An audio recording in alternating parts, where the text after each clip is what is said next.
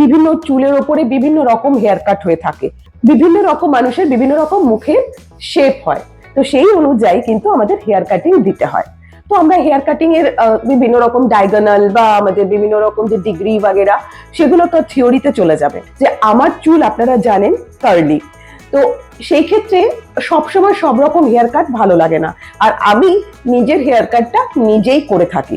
ভালো লাগে সেটা নয়, কিন্তু আমি আমার নিজের কাটিংটা নিজে করতেই বেশি ভালোবাসি। কার্লি হেয়ার হলে নিজেদের ওপরে আমরা কিভাবে হেয়ার কাটটা করতে পারি। হেয়ার কাট আমি সবসময় বলি যে হেয়ার কাট কখনোই আমাদের শুকনো চুলে হেয়ার কাট হয় না।